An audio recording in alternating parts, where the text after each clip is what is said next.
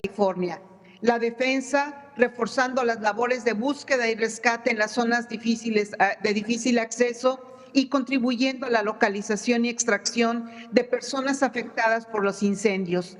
La Coordinación Nacional de Protección Civil, coordinando todas las acciones de respuesta de la delegación mexicana con el propósito de colaborar en las labores de mitigación de los incendios forestales en conjunto con las autoridades locales. Por último, Presidenta, la que sigue, por favor, informa usted que el Batallón de Atención de Emergencias de la Defensa está contribuyendo con el Departamento contra Incendios del Gobierno de California de una manera coordinada con tareas específicas. El día de hoy, Presidenta, se prevé un despliegue para realizar labores de búsqueda y rescate en la infraestructura y viviendas afectadas. Asimismo, las brigadas, la que sigue, por favor, esta última lámina, las brigadas de la CONAFOR que están avanzando en la construcción, en la ampliación de brechas cortafuego. Esto se hacen con motosierras, con herramienta manual y asimismo haciendo la apertura de nuevas brechas. Estamos trabajando en unidad, Presidenta, conforme sus instrucciones. Es una coordinación absoluta con el Gobierno de California a favor de la población y refrendando nuestra hermandad y solidaridad entre los pueblos de México y de los Estados Unidos. Quedo a sus órdenes, Presidenta. Muchas gracias, Laura, y nuestro agradecimiento a todos los compañeros que están allá. Ahora sí. Gracias. Marcelo, por favor. Con su permiso, señora presidenta. Muy buenos días. Quiero en primer lugar dar la más cordial bienvenida a Shannon Kellogg, es el CEO de Política Pública para las Américas de Amazon Web Services. Welcome, Shannon. Thank you for joining us. Prasad Kalyanaraman, CEO de Infraestructura Global de Amazon Web Services. Paulina Bellicia, CEO para América Latina de Amazon, y Rubén Mugartegui, CEO de Amazon para México. Muchas gracias por estar aquí. El día de hoy se trata de lo siguiente.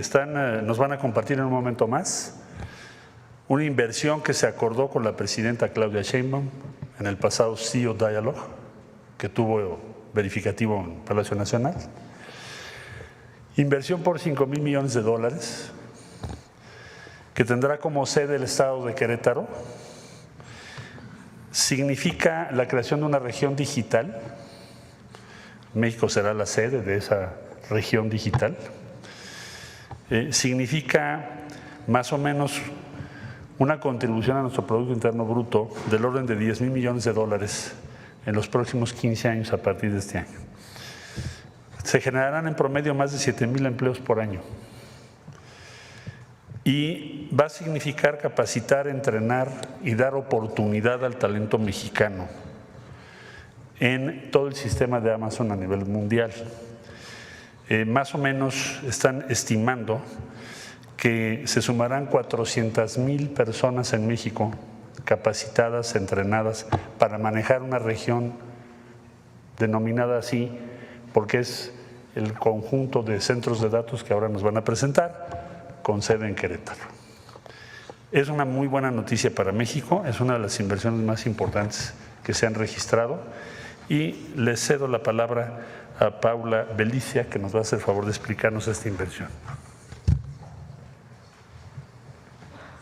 Gracias, Paula.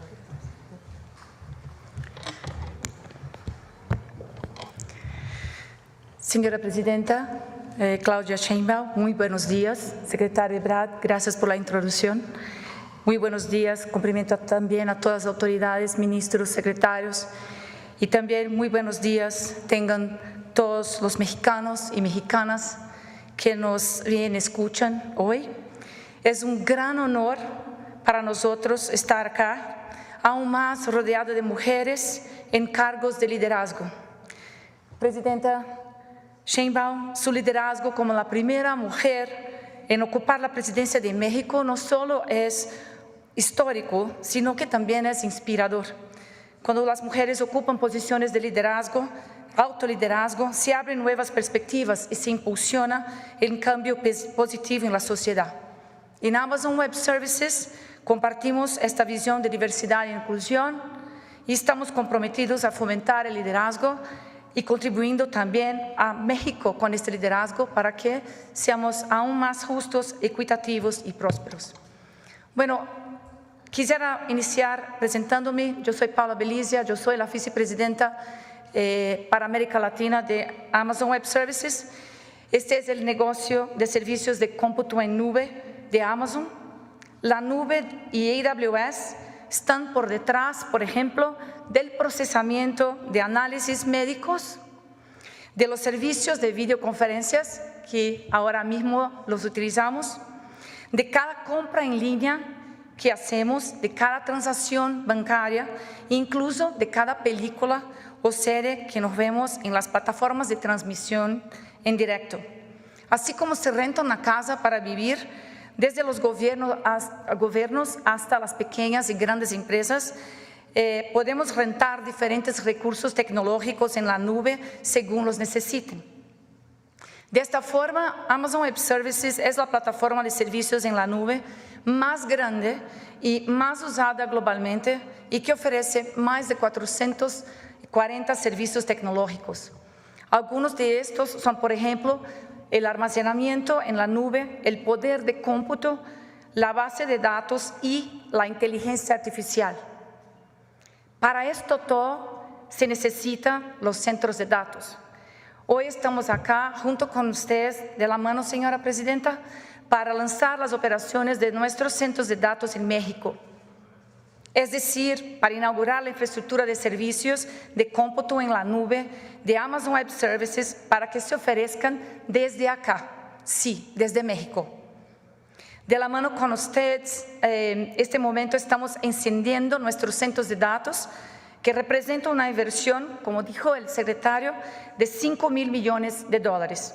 Señora presidenta, llegamos a México para quedarnos, porque esta inversión es mucho más que la construcción de centros de datos de vanguardia. Se trata de una apuesta decisiva y sostenida por el crecimiento socioeconómico y el futuro digital de este gran país y de todos los mexicanos.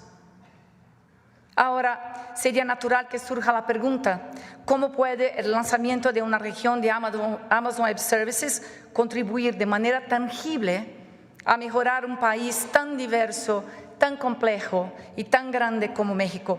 La respuesta, presidenta Sheinbaum, va mucho más allá de la infraestructura tecnológica.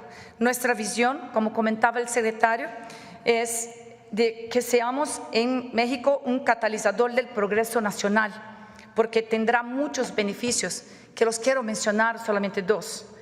El primero, estimamos que en los próximos 15 años nuestra inversión contribuirá con más de $10,000 millones en el Producto Interno Bruto de México y respaldará un promedio anual de 7,000 empleos altamente calificados y de tiempo completo. Por ejemplo, una manera de acelerar el impacto en la economía mexicana es la adopción de la inteligencia artificial y sabemos que esto es central para el gobierno de la presidenta Claudia Sheinbaum. Un estudio reciente apunta que la adopción de inteligencia artificial habilitada por la nube contribuirá con más de $19,000 millones a la economía del país hasta 2030. Se estima que las ganancias de productividad por la IA generarán los $900 por trabajador, también hasta 2030. El segundo beneficio, nuestras inversiones vienen acompañadas de nuestro esfuerzo y compromiso de continuar formando a la siguiente generación de talento mexicano digital.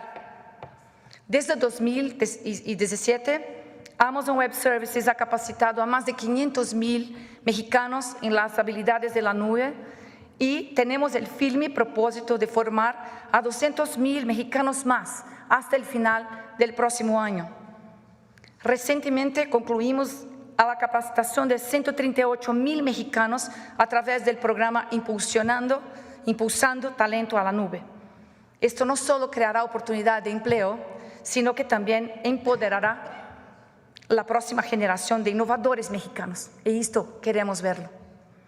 Nuestra visión de formación de talentos mexicanos se centra en colaborar con instituciones educativas del país que tienen presencia verdaderamente nacional, llegando así a todos los rincones de México. En este sentido, hemos priorizado alianzas estratégicas con instituciones como el CONALEP y el Sistema del Tecnológico Nacional de México.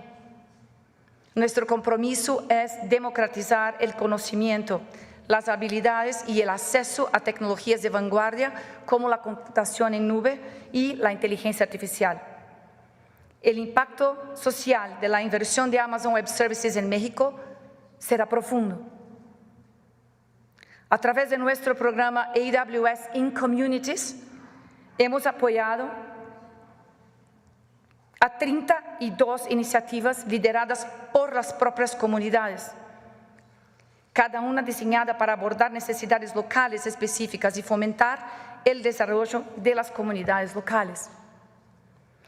Señora Presidenta, la inversión de Amazon Web Services por más de $5,000 millones en nuestra región es una suma de esfuerzos que demuestran nuestro compromiso holístico con México. Buscamos ser catalizadores de un cambio positivo, contribuyendo a un futuro donde la tecnología, la sustentabilidad, el desarrollo converjan para crear un México que al tiempo se puede ser más equitativo, pero también puede, sin duda alguna, ser más innovador y competitivo a nivel mundial. Nuestra infraestructura de cómputo en la nube contribuirá a que México se posicione con un nodo digital en las Américas y un líder en la América Latina. Sentará las bases para modernizar y digitar a los gobiernos, a las micro, pequeñas, medianas y también a las grandes empresas, a reducir costos, a mejorar la eficiencia. Y todas estas organizaciones hoy pueden contar con la tecnología de punta más segura y más confiable para desarrollar sus soluciones aquí, en y desde México. Todo esto solo es posible porque estamos impulsados por un compromiso y un propósito, y el compromiso de AWS tiene raíces profundas aquí en México, en nuestro equipo de talento mexicano que conoce e entiende como nadie no solo las necesidades, sino el enorme potencial del país. Sí, el propósito y el compromiso cambian vidas. A partir de hoy, Amazon Web Services lo está haciendo con mexicanos, para los mexicanos y desde México para el mundo. Muchas gracias.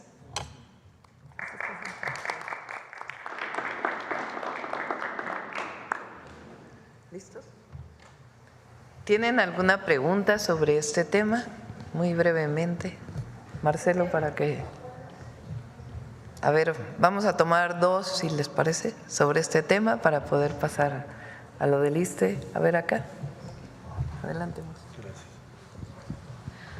Hola, ¿qué tal? Erendira Reyes de Expansión. Querétaro ya se ha convertido en un hub de digitalización y data centers. ¿Qué se planea hacer a escala económica dentro del plan justo para el tema de semiconductores, también impulsando un hub similar en otras entidades? Y una segunda pregunta, ¿todas están igual capacitando las otras empresas, además de AWS, a talento mexicano, y cuánta perspectiva de capacitación tienen? Gracias.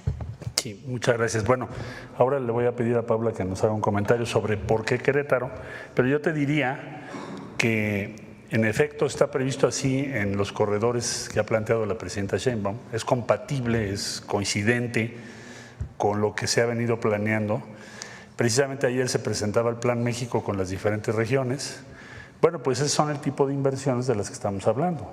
Cuando decimos el Plan México van a ser 277,000 millones de dólares, pues estos son 5,000 de esos 277,000. Entonces, es compatible, tiene un gran impacto, no solo por la infraestructura, vamos a decir, física o de datos, sino por el número de personas que vas a entrenar y capacitar, más de 200,000. Nos parece muy importante el impacto de eso. Si sumamos lo vamos a ir informando, pero si sumamos lo que va a hacer NVIDIA y Foxconn en Jalisco, lo que van a hacer otras empresas que están en el listado de proyectos, pues probablemente llegue a ser el manejo de datos uno de los sectores que aporte más empleos de calidad a México, sin lugar a dudas, dentro del plan que ayer presentamos. Vamos a ir dando las cifras. En este caso son 200,000, o sea, es un número enorme. Va a tener un gran impacto, no solo de Querétaro, estamos hablando de todo el país. No sé si quieras complementar.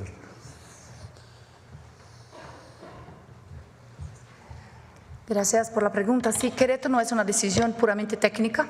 Se encuentra en el centro del país. También hay todos los recursos de logística, de acceso, aeropuertos, infraestructura y también de talentos. Entonces, para nosotros fue una decisión por el equipo de nuestro líder de infraestructura global. Entonces, ahí estamos muy contentos con todo lo que ofrece. Y también, complementando a lo que el secretario lo mencionó, para nosotros entrenar al talento mexicano desde todos los rincones de México, como he comentado, es súper importante. Entonces, estamos haciendo las partnerships estratégicas, las alianzas estratégicas con diferentes partes para garantizar que eso pase alrededor de todo el país. Gracias. A ver acá.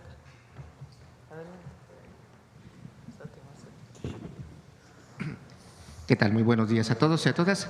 Juan Hernández de Hierro Basta, Tabasco Hoy, Campeche Hoy y Quintana Roo de Grupo Cantón. Un poquito más específico la pregunta sería, ¿por qué apostarle a México? Me gustaría preguntarle a la gente de Amazon, ¿por qué apostarle al talento de la gente? ¿Por qué apostarle? Quisiera ver qué cualidades vieron aquí en México, cualidades técnicas, cualidades de territorio, cualidades de invertir y de apostarle aquí al país y no fijarse en otros lugares como, no sé, China, la India. O sea, sí quisiera preguntarles el hecho de haber volteado hacia acá y hacia una gran inversión que va a generar empleos y que va a situar al país como punta de lanza a nivel estratégico en lo que es la cuestión tecnológica. Esa sería mi única pregunta. Gracias.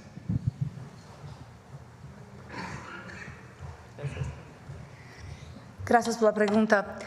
Nosotros estamos presentes en México hace algunos años, estamos acá como que 6 años, estamos muy comprometidos y por estarnos presentes en el país, estamos observando desde muy de cerca la cualidad del talento, el potencial que hay de desarrollo tecnológico, el posicionamiento del país hacia todas las negociaciones globales. Para nosotros vemos las oportunidades de modernización también a todas las industrias de México. Existe acá una calidad de educación que nos ofrece una base para que esta inversión florezca y que traiga muy buenos resultados. Entonces, estamos ciertos de que al elegir México como una prioridad de inversiones, veremos impulsionar el país. Entonces, es por el talento, por la calidad de educación que nos vemos. Tenemos centros en México de desarrollo tecnológico, tenemos la oportunidad también de ayudar a transformar las industrias desde empresas de todos tamaños y nos sentimos muy fuertes con la decisión de elegir a México. ¿Una décima potencia económica? Vemos, por cierto, una gran potencia. Gracias. A ver, la última. Gracias, Presidenta. Con esta inversión multimillonaria que hace esta empresa a México, pues prácticamente la oposición se quedará callada porque dice que el país no es apto para que vengan inversionistas. Yo quisiera preguntarle, si me lo permite, a la CEO para América Latina, ¿cuál sería el consejo que le daría a empresas extranjeras, si es recomendable o no invertir en México, dada su experiencia?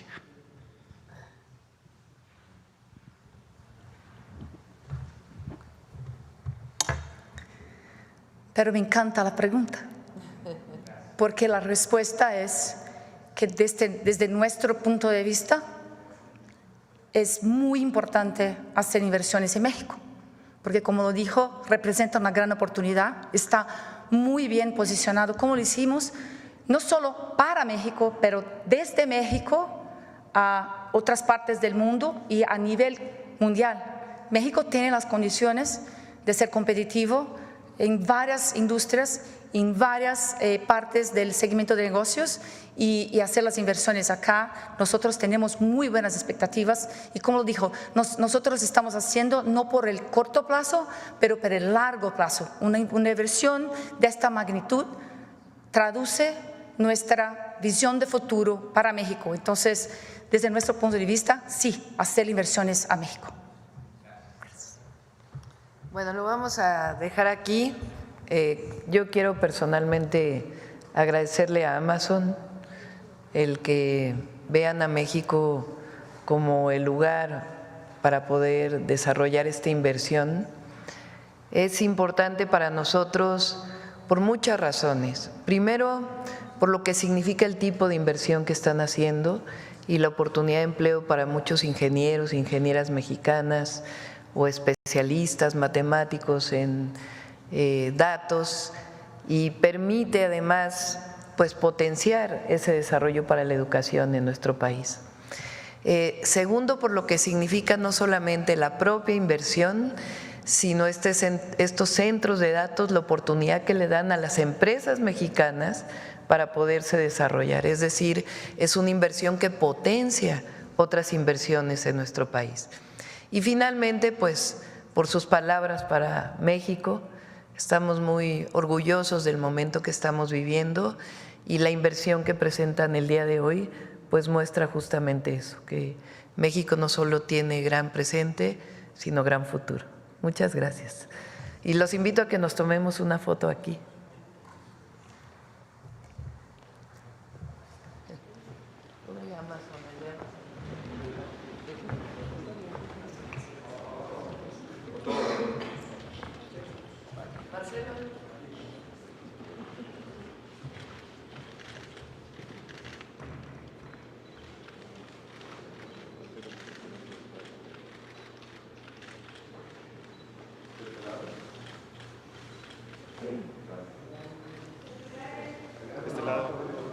De este lado. Muchas gracias. Thank you very much.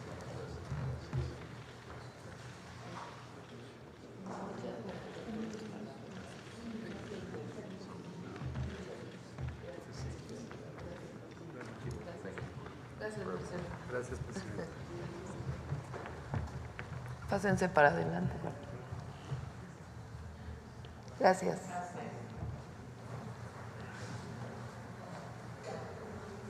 Bueno, pues muy buenas noticias para nuestro país.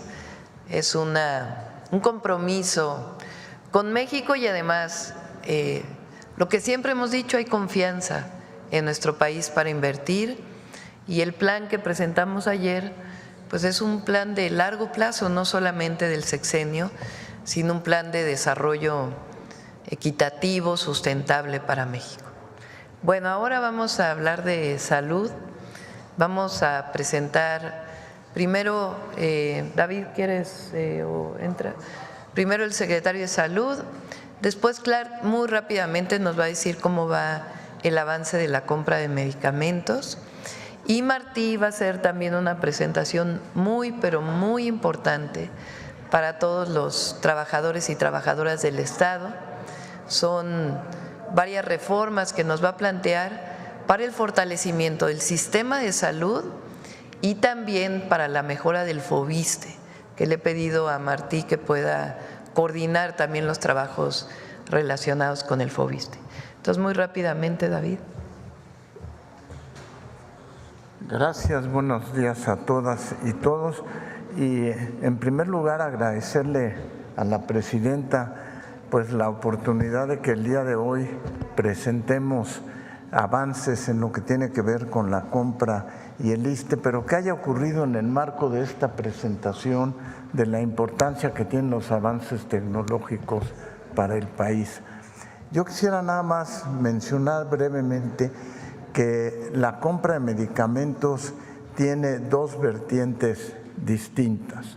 Una que escucharán dentro de unos momentos de parte de nuestro subsecretario Eduardo Clark, tiene que ver con que hay que diferenciar dos compras distintas.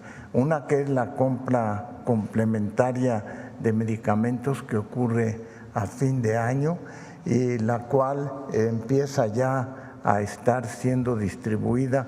Por ejemplo, la dapaglifosina para diabetes está ya siendo distribuida en todo el país. Y la otra que tiene que ver con la compra bianual. Y quisiera resaltar el concepto de bianual porque eso nos va a permitir de tal manera que podamos, que en el caso de que haga falta un medicamento, se pueda comprar en forma anticipada o en caso de que haya un exceso se pueda hacer un ajuste a los medicamentos. El otro punto que quisiera resaltar es el diálogo que se ha establecido con la industria farmacéutica, que ha permitido también ir avanzando en lo que tiene que ver en cómo hacer mucho más óptimo el proceso de la compra de medicamentos. Entonces, los dejo con eso para pedirle a nuestro subsecretario que presente el estado que llevamos en la compra y posteriormente escucharemos, como dijo la presidenta, a Martín Batres mostrándonos los avances tan importantes que tiene el ISSSTE. Muchas gracias. Adelante, Eduardo.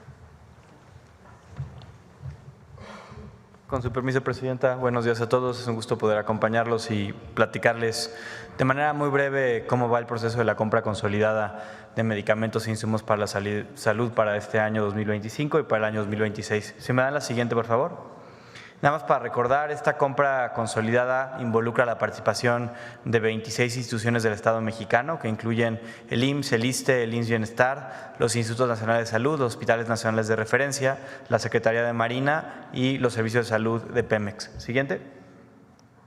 En términos generales, cuando iniciamos el proceso de evaluación de la demanda, es decir, las necesidades del sector, entre todas las instituciones que les mencionaba, se identificó la necesidad de adquirir 4.982 millones de piezas. Esto a un precio histórico similar o relativamente en términos de 338,000 millones de pesos. Derivado de los procesos de licitación más los procesos de negociación de las claves de fuente única y patente de los medicamentos de más alto costo, hemos tenido ofertas para el 97.6% de las piezas solicitadas por el sector. Es decir, prácticamente la totalidad de lo que está demandando el sector. En términos de procedimiento, así es como vamos. Ayer en la noche y hasta hoy en la madrugada se dio a cabo el fallo de la primera licitación pública para esta compra de medicamentos. Aunado a las claves y medicamentos que se adquirieron vía las mesas de fuente única y patente, tenemos ya adjudicado 3.649,000 millones de piezas, que representan 73% de las piezas de medicamentos a adquirirse durante este periodo que requieren las instituciones.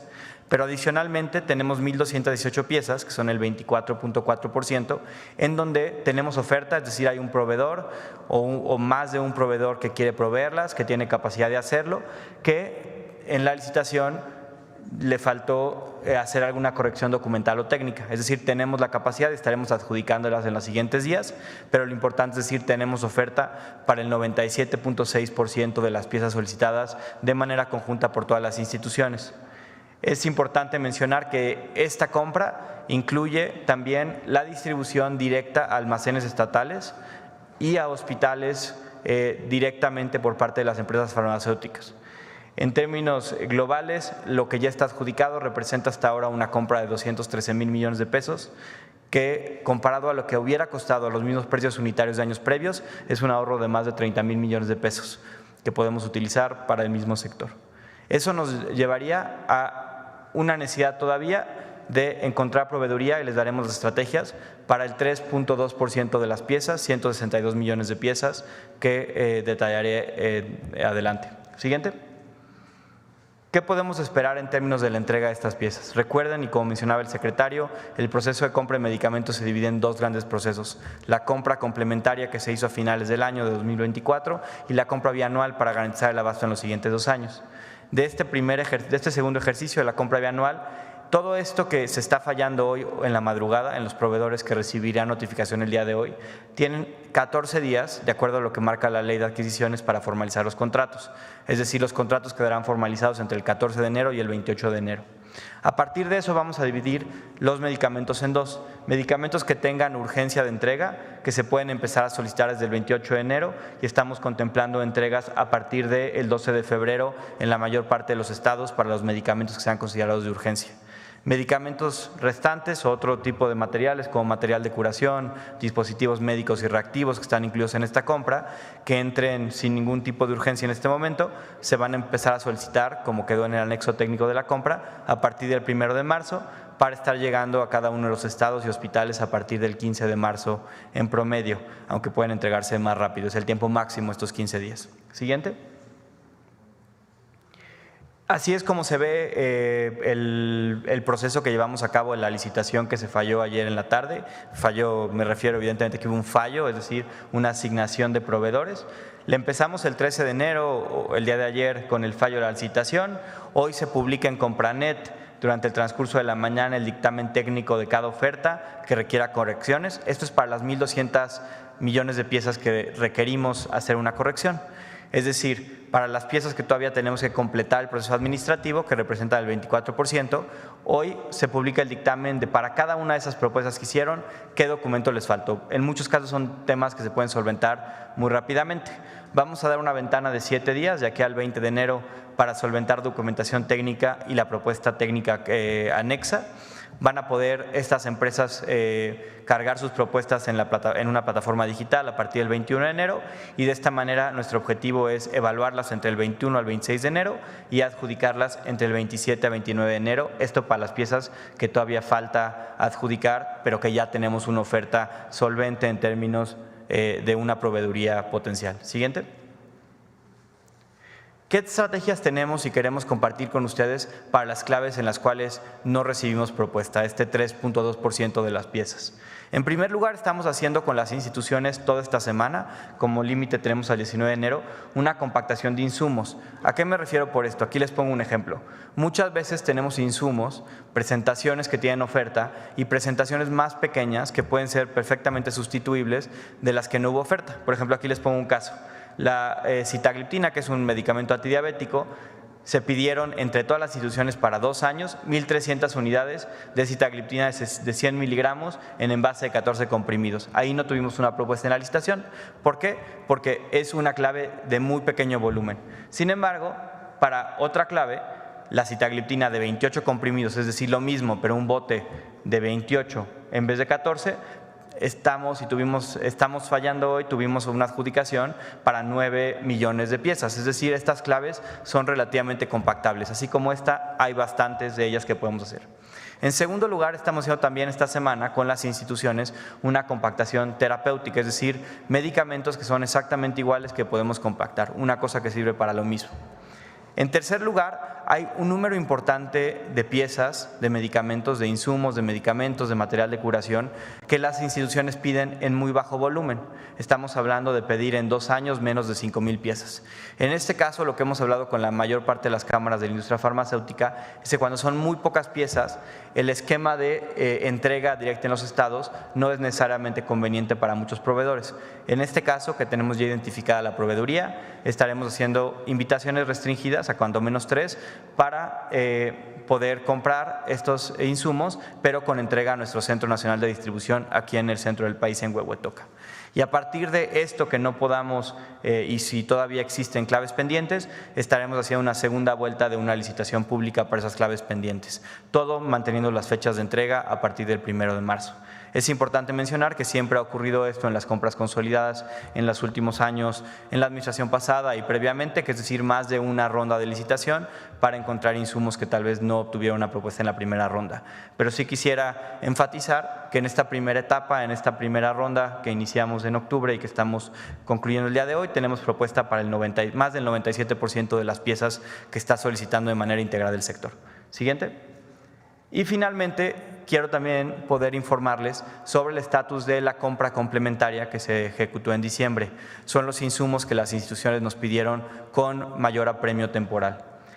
En este proceso de diciembre contratamos 244 millones de piezas de medicamentos, material de curación, reactivos y dispositivos médicos, distribuidos en más o menos 1.600 claves de medicamentos e insumos para la salud. Se hizo la adjudicación el 28 de diciembre, fue la más tardía, entre el 28 y el 30 de diciembre, perdón. Se están formalizando los contratos desde ese día y esperamos concluir todos los contratos antes del 17 de enero.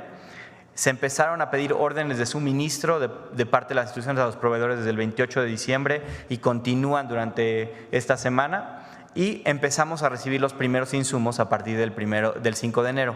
Estos insumos incluyen algunas claves de altísimo volumen, ya las mencionaba el secretario, por ejemplo la dapaglifosina, de la cual se adquirieron y recibieron 4.3 millones de piezas, y estaremos entregando todo el mes de enero y todo el mes de febrero estas piezas de mayor urgencia.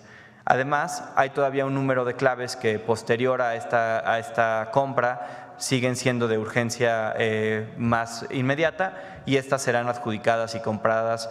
Ya tenemos proveeduría para ellas en esta fase 5 de la compra complementaria este 17 de enero.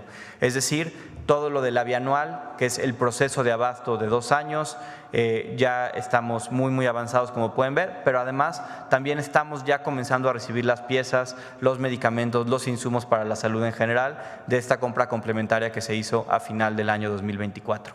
Eso sería lo más importante para destacar y reiterar otra vez, de parte de la Secretaría de Salud y las instituciones que hemos consolidado, hemos tenido una muy buena propuesta de la industria mexicana en particular. Hemos tenido casi el doble de propuestas que las que se ha tenido en una licitación normal. Normalmente participaban 190, 180 proveedores, recibimos 400 propuestas de proveeduría y estamos muy contentos de poder dar estos números. Muchas gracias.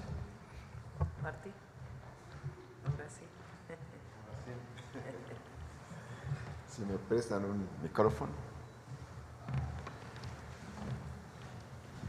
Muchas gracias. Muy buenos días, Presidenta. Buenos días, amigos de los medios de comunicación.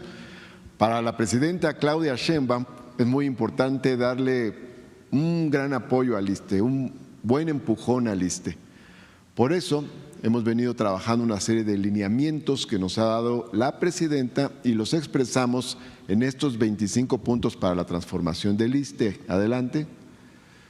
Esto es en el marco del segundo piso de la cuarta transformación para que el ISSSTE tenga una nueva etapa de mejoras sustantivas. Adelante.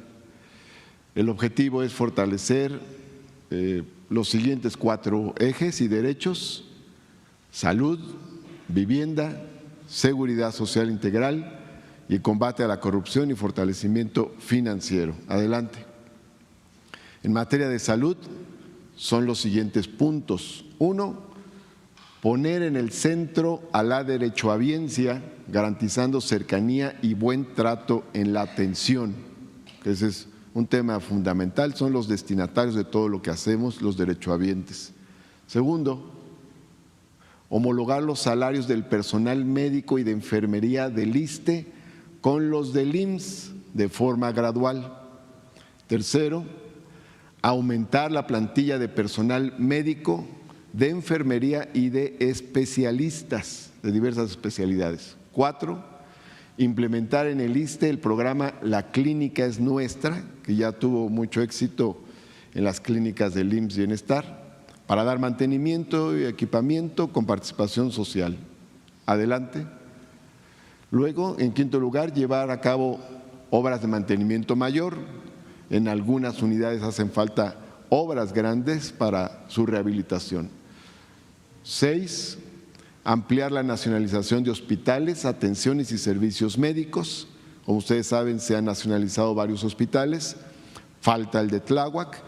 Y hay servicios integrales médicos que se nacionalizaron, como el de imagenología, el de hemodinamia, el de anestesia, pero están pendientes otros como osteosíntesis, laboratorios, banco de sangre y otros más. Adelante. En séptimo lugar, disminuir los tiempos de espera para consultas, atención médica especializada y cirugía, que es un reclamo importante de la derechohabiencia.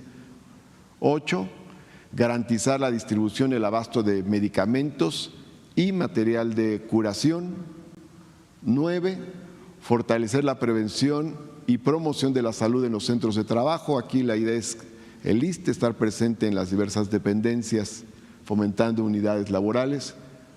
10, concretar acuerdos con el IMSS, IMSS Bienestar y otras instituciones públicas de salud para que las personas puedan ser atendidas en la unidad médica más cercana, sobre todo en casos de urgencia. Así, por ejemplo, si alguien tiene un problema de salud por un accidente y su clínica del ISSSTE queda lejos y hay una del IMSS que está más cerca, entonces le atiende en la del IMSS. Son convenios interinstitucionales. En el caso de vivienda, tenemos los siguientes puntos muy importantes. 1, priorizar el acceso a la vivienda para los trabajadores de menores ingresos, porque con la tendencia neoliberal, los trabajadores de menores ingresos estaban fuera, porque solo se daban créditos, ya no había otras opciones y el trabajador no encontraba cómo colocar su crédito en el mercado inmobiliario, sobre todo el de más bajos ingresos. Luego, en siguiente lugar, beneficiar a más de 400,000 acreditados de FOVISSSTE con las siguientes medidas. Una, eliminación de requisitos. Por ejemplo, cuando quiere liquidar un trabajador su crédito, tiene que llevar otra vez sus papeles, un montón de cosas que vamos a quitar. Pero también con liquidaciones, congelamientos, quitas y condonaciones. El FOVISSSTE tiene algo más de 800,000 créditos activos, pero estos beneficios van a llegar a más de 400,000, o sea, se va a beneficiar a la mitad de los acreditados del FOVISSSTE. Adelante. De estos puntos, uno muy sensible es condonar las deudas de los derechohabientes que ya pagaron más de 2 veces su vivienda. Ahí lo que se va a hacer es una condonación, es decir, que ya no paguen más, cancelarles lo que reste de adeudo. 14, facilitar la construcción de vivienda para las y los trabajadores que viven en suelo de propiedad social. Esa es una demanda de trabajadores, sobre todo del sureste del país.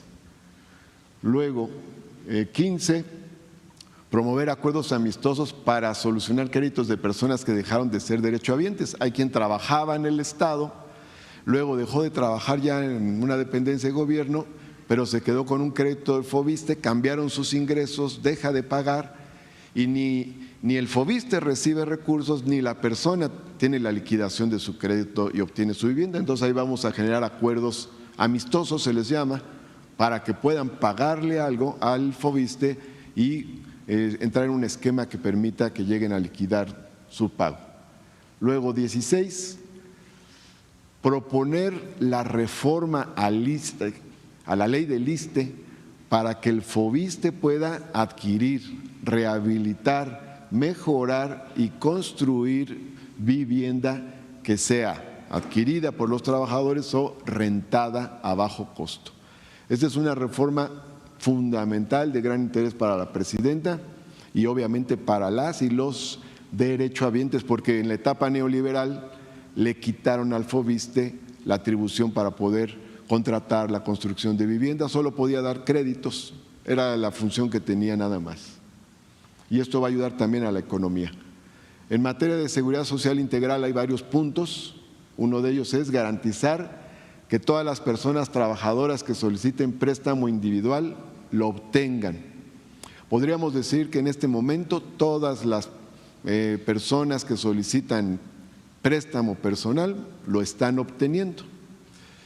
Pero luego hay gestores que dan a entender que es gracias a ellos que tienen un crédito los trabajadores y no es así. Entonces se va a dar crédito a aquel que lo solicite. Y la figura del sorteo solo la vamos a mantener en caso de que haya sobredemanda, o sea, cuando tengamos muchísimas solicitudes y en efecto no alcancen, se utilizaría la figura del sorteo, pero si no es así, no se va a utilizar sorteo, se da el crédito directamente. Luego, 18, garantizar el otorgamiento de pensión de viudez a trabajadoras y trabajadores en activo, porque había algo en el reglamento que lo impedía. Entonces, una trabajadora quedaba viuda y como era trabajador en activo, se le negaba la pensión de viudez. Pero ahora ya va a hacerse la modificación para que si una trabajadora o un trabajador que está en activo queda viudo, pueda tener el acceso a la pensión de viudez independientemente de que siga siendo trabajador. Adelante. 19, impulsar un paquete de turismo social para aprovechar la infraestructura construida por la Cuarta Transformación. Ustedes saben que con el presidente Andrés Manuel López Obrador se construyó mucha infraestructura y a esto le hemos llamado el paquete turístico 4T. Sales del AIFA, viajas en Mexicana de Aviación, llegas al aeropuerto de Tulum, te hospedas en los hoteles Tren Maya, viajas por el Tren Maya, todo es infraestructura de la Cuarta Transformación y ya el ISSSTE va a tener, ya tienes de hecho el paquete turístico 4T. Adelante, por favor. Luego 20, fortalecer las tiendas que tiene Superiste. Aquí quiero decirles que en el lapso que nos ha tocado ahora, ya las tiendas Superiste mejoraron ventas en un 33% y le vamos a incorporar perecederos, otros productos básicos a bajo costo, incorporar proveedores locales y el mantenimiento integral de los establecimientos, esos en las tiendas que tiene actualmente el ISSSTE. 21, este es un tema muy importante, vamos a hacer una revisión integral y el estudio necesario para mejorar las pensiones más bajas. Ya con la presidenta en la mesa de salud estamos analizando escenarios, pero todavía falta puntualizar algunas cosas. Luego, en el combate a corrupción y fortalecimiento financiero, tenemos la revisión de las pensiones que superan el límite máximo legal para ajustarlas o, en su caso, cancelarlas. Aquí, pues obviamente es un problema de inequidad y de violentación de la legislación, de la ley. Aquí quiero poner unos ejemplos. Estas son las 10 pensiones más altas que hemos detectado. El límite máximo que marca la ley son 10 UMAS. La UMA debe estar este año como en 33,000, 34,000, bueno, 10 UMAS, perdón. 10 UMAS son como 34,000 pesos. Pero si ustedes observan, hay una pensión de 309,000 pesos que el ISSSTE paga desde el año 2002. 267,000, 210,000, 179,000, 172,000, 147,000, 139,000. Bueno, de estas 10, como 7 son superiores al ingreso de la presidenta de México. Y aquí, bueno, ponemos qué institución es la que otorgó. En varios casos de estos 10, 4 el ISSSTE otorgó estas pensiones directamente y en 6 casos fueron órganos del Poder Judicial. Bueno, acá está cuál era la plaza de adscripción correspondiente. Como verán, en algunos casos no tiene lógica ni siquiera el ingreso. Materia administrativa, último puesto, maestra de jardín de niños. Maestra de jardín de niños, enseñanza de secundaria técnica.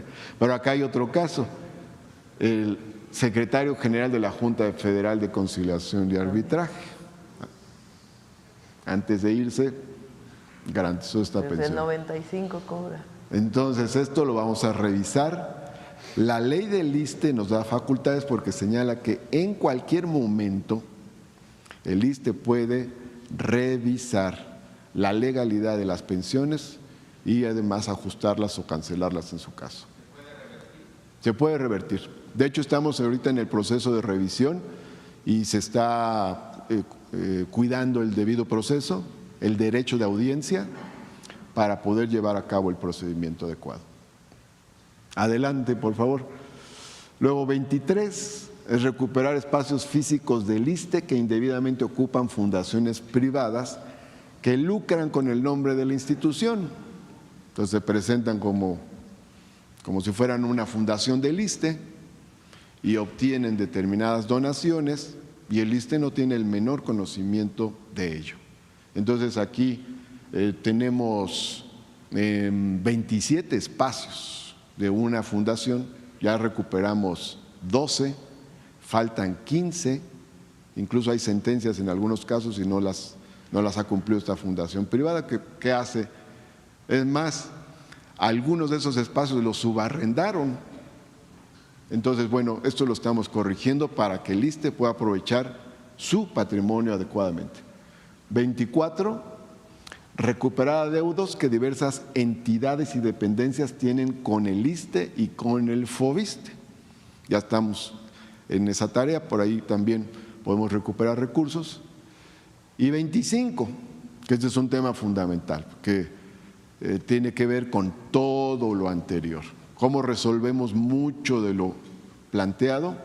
Bueno, impulsando una reforma a la ley del ISSSTE para el caso de los seguros de salud, para que las cuotas de los servidores públicos con más altos ingresos y las aportaciones correspondientes que tiene que dar las entidades federativas, las entidades y las dependencias, se calculen sobre el salario integrado.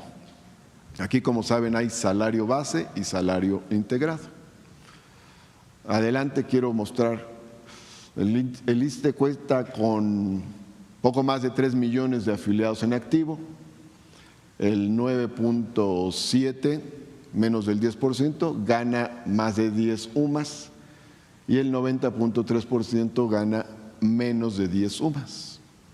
Entonces, a este 9.7, en lugar de que se le cobren las cuotas sobre la base del salario base, sería sobre el salario integrado. En el resto, que es la gran mayoría, más del 90%, se seguiría haciendo sobre su salario base. Ahora, quiero decir, adelante por favor, que quien aportará más será el gobierno, porque estos son los seguros de salud, estos son los que el gobierno aporta, tiene dos aportaciones el gobierno, una de 7.375%, otra de 0.72%, que actualmente para todos se calculan sobre la base del salario base, y en el caso de ese 9.7% de servidores públicos se calcularía sobre el salario integrado. Y los servidores públicos de todos los niveles aportan el 3.375% de su ingreso. El 90% lo seguirá haciendo de su salario base y en el caso del 9.7% será sobre su salario integrado, o sea, los de más altos ingresos. Es una medida, como se dice, de progresividad. Quien más tiene, ayuda más. Pero finalmente es el gobierno el que va a aportar aquí varios miles de millones de pesos para la mejoría del ISSSTE. Adelante. Aquí quiero señalar que en la administración del presidente Andrés Manuel López Obrador se incorporaron 192 equipos, como hemos dicho aquí, de hemodinamia, anestesia, tomógrafos, mastógrafos, resonadores magnéticos, en fin, en 135 unidades médicas de 30 estados. También se construyeron, como saben, las clínicas hospitales de Los Cabos, Baja California Sur, y de Palenque en Chiapas. Adelante. Se iniciaron otras obras y ahorita comento, se concretó recientemente la nacionalización de los hospitales de Villahermosa, Tabasco, Tepic, Nayarit y Mérida, Yucatán, que comenzó en la administración pasada y se concretó ya en esta. Adelante. Y en este año se van a inaugurar y poner en operación 5 nuevos hospitales, el de Pachuca Hidalgo, Torreón Coahuila, el de Tlajomulco, Jalisco, el de Tampico, Tamaulipas y Acapulco Guerrero. Ahora bien, con todo esto, adelante por favor. No obstante, el ISSSTE sí requiere una renovación en su infraestructura. De las unidades médicas del ISSSTE, 265 tienen más de 30 años, 225 más de 40 años, 185 más de 50 años y 45 más de 60 años. Eso quiere decir que hace falta una inversión para la renovación de nuestra infraestructura. Adelante. Y el ISSSTE tiene, o los médicos del ISSSTE tienen los ingresos más bajos del sector salud. Entonces hace falta la homologación, que tiene que ver con esta unificación que nos ha planteado la presidenta, de tal forma que cada vez sea más un solo sistema de salud. Adelante. Por las razones expuestas, estamos desarrollando estas 25 acciones que se rigen por ejes como progresividad, austeridad republicana, la formación de nuestro personal, innovación tecnológica, la simplificación administrativa, la igualdad de género y amor al pueblo y humanismo. Estos son los 25 puntos, Presidenta. Estamos a la orden. Gracias, Martí. Quisiera nada más hacer 2 comentarios sobre lo que se presentó ahora. Uno sobre la compra de medicamentos, que es importante. Casi todos los medicamentos que se están adquiriendo son directamente con los laboratorios fabricantes de medicamentos. Todos. Recuerden que en el pasado, antes de que llegara el presidente López Obrador, la mayoría de las compras eran a intermediarios que se encargaban de proveer los medicamentos y distribuirlos. Eso se rompió en el sexenio pasado y ahora esta compra complementaria y bianual, es decir, que garantiza los medicamentos hasta el 2026, se hace directamente a los laboratorios y la distribución se hace ya sea con la contratación directa de la distribución o a través de los estados que nos están ayudando para la distribución de la última milla, que se llama, del almacén estatal directamente al centro de salud o el hospital, y el centro de almacenamiento y lo que se llamó la superfarmacia de Huehuetoca nos sigue funcionando y va a ser principalmente para la zona centro del país, que es para donde puede ayudar muchísimo más la distribución de medicamentos. Entonces ha sido un esfuerzo muy importante que ha hecho el secretario, el subsecretario de Salud, todas las entidades, para quitar a todos los intermediarios, que muchos de ellos ya sabemos quiénes son, que hasta televisoras tienen, y comprarlos directamente a los que fabrican los medicamentos. Ellos los ponen en lugares y ya se encarga de la distribución. Esto está permitiendo también un ahorro adicional al que ya se había conseguido. A todas las personas que llegan a su centro de salud y por alguna razón no hay un medicamento o al hospital, el objetivo es resolverlo en estos 2 meses. Con la compra complementaria que se hizo, que ya comienza a distribuirse, y con la nueva compra para los siguientes 2 años, de tal manera que estamos trabajando para que en el muy corto plazo pueda haber abasto de medicamentos en todos los centros de salud y en todos los hospitales, y también pues todo el material de curación que se requiere. Y sobre el tema del ISSSTE, que es muy importante, Martí planteaba, aquí salió en la conferencia, ¿se acuerdan de uno de ustedes, un reportero que me preguntó, tú fuiste, que por qué, por ejemplo, el salario de la presidenta, que se compone de un salario base y un salario complementario, en el caso del salario complementario no aportábamos al ISSSTE? Entonces el objetivo es que ahora ese salario complementario aporte al ISSSTE. El porcentaje que tiene que ver exclusivamente con los servicios de salud, no impacta en todo lo demás que aportamos, en el FOBISSSTE, en la pensión, etcétera, en eso no impacta, solamente en los servicios de salud. Eso va a permitir que quienes ganamos más y somos trabajadores del Estado aportemos un porcentaje adicional de alrededor del 2.7% para poder ayudar al ISSSTE. Y el gobierno tiene que aportar el 8.3%.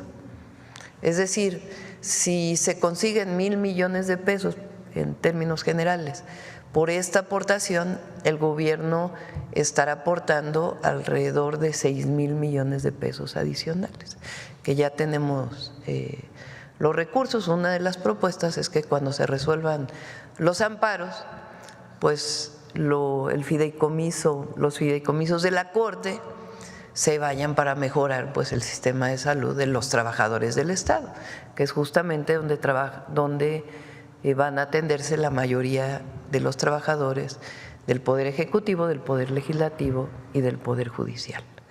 Entonces, esta es la propuesta y como ven, pues es una propuesta integral. En campaña mucha gente me dijo de lo que paga por Foviste, que ya pagaron y pagaron y pagaron y siguen aumentando las deudas, similar a lo que estaba ocurriendo en el Infonavit y todavía en una parte que vamos a corregir con la ley del Infonavit. Y Martí pues ha estado trabajando mucho, pues es una persona que conoce el servicio público, honesto, que ama a su pueblo y que es pues un servidor público de primera, pues justamente se fija ahí en eso que le duele a la gente.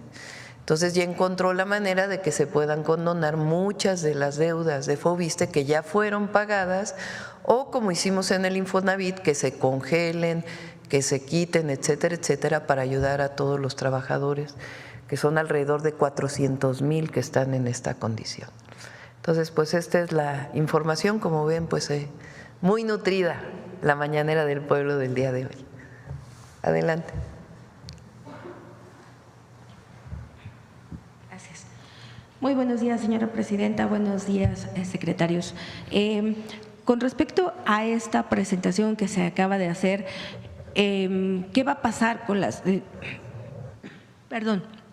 ¿Qué va a pasar con las denuncias que ya había sobre algunos funcionarios precisamente en el ISSSTE que bueno estuvieron abusando de su cargo y que estuvieron haciendo saqueos y dando contratos para tratar de privatizarlo? Por un lado, y por otro lado, en cuanto a la lista que se nos acaba de presentar, bueno, el ejemplo que se nos acaba de dar, ¿cuántos casos son los que aproximadamente se van a tener que revisar para, no sé, qué es lo que va a proceder con respecto a esto?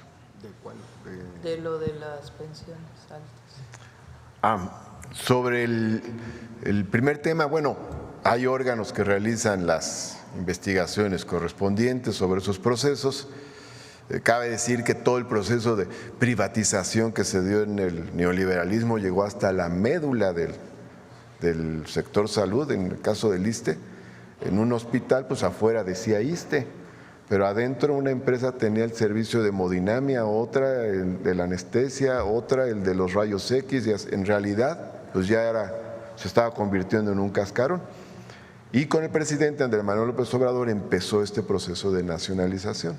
Entonces, aparte del tema de las responsabilidades, pues hubo también una serie de modificaciones normativas y todo eso pues ahora se está corrigiendo para fortalecer lo público, que en este caso, en el caso de salud, es fundamental para garantizar un derecho, el derecho a la salud. Ahora, sobre el tema de las pensiones altas, hemos detectado aproximadamente 8,000 que pudieran estar por arriba de lo que marca la ley. Y hay un procedimiento que ya se anunció, salió publicado en el Diario Oficial de la Federación y se va a citar a cada uno, se le cita con sus papeles, su expediente para comprobar si hubo legalidad o no en la asignación de la pensión.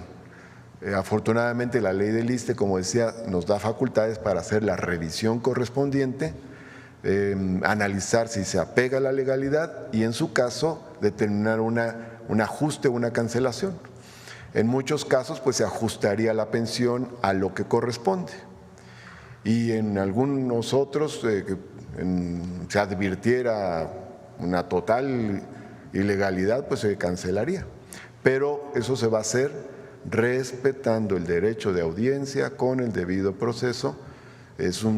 Lleva varios meses, no se va a tomar ninguna medida apresurada, ni se va a cometer ninguna injusticia, todo se va a analizar como marca la ley.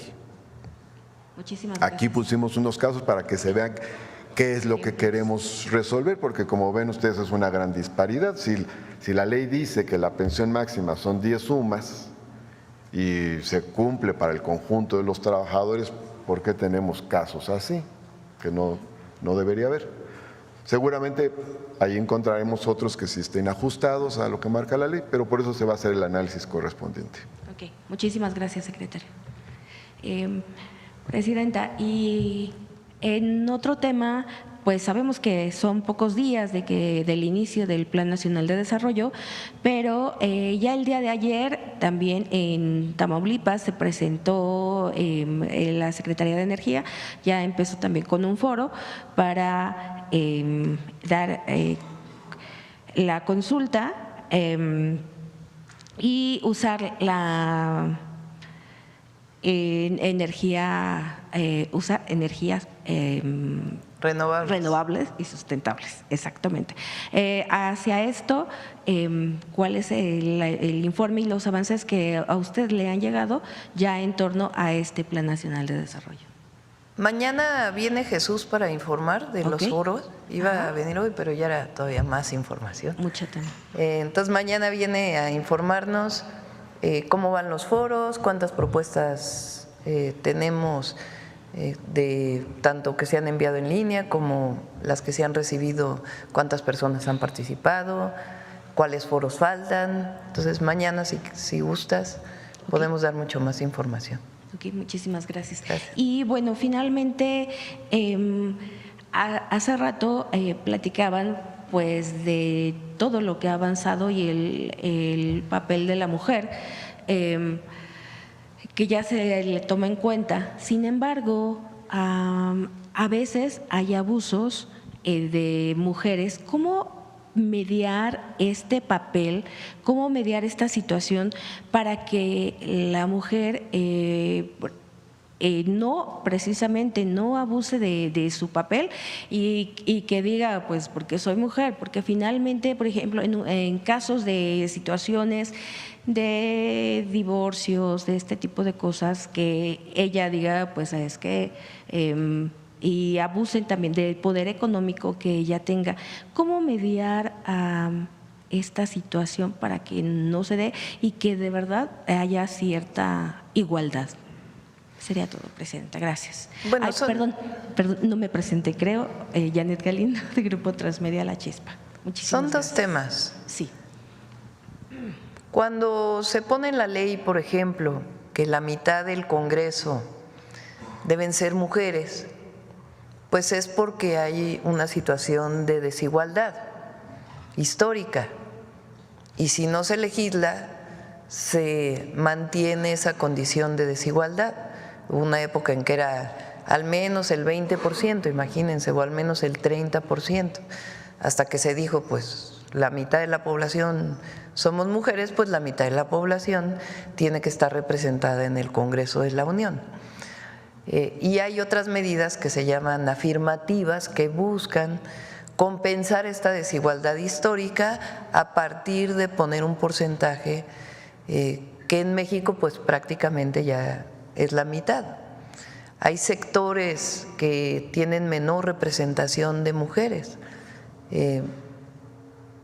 Por ejemplo, el sector empresarial tiene menos mujeres que son directivas de empresas que hombres, y es un sector donde se tiene que seguir avanzando en la representación social, comunidades, ejidos, núcleos agrarios, pues también tenemos que seguir avanzando. Entonces, esa es una parte, y yo estoy de acuerdo además que se garantice la equidad. Cuando hay un asunto de un juicio, a quien le corresponde es a un juez. Y si hay una falsedad de alguna declaración o algo, pues a quien le corresponde decidirlo es al juez. Históricamente ha sido en contra de las mujeres. Puede haber un caso de alguna mujer que pueda decir, como soy mujer debe ocurrir esto, cuando en realidad pues no es una situación que corresponda a la equidad o a una visión o a un enfoque de género. En general es lo menos, pero en todo caso, frente a un juicio civil, un juicio penal, un juicio de abuso, pues es al juez al que le corresponde. Y por eso es importante la capacitación y la formación pues de la visión que tienen que tener los jueces, porque en general es al revés. A una mujer, que hay muchísimos casos de mujeres, por ejemplo, que en un divorcio, como el caso que pusiste, no les permiten ver a los hijos, que se llegó a catalogar como violación.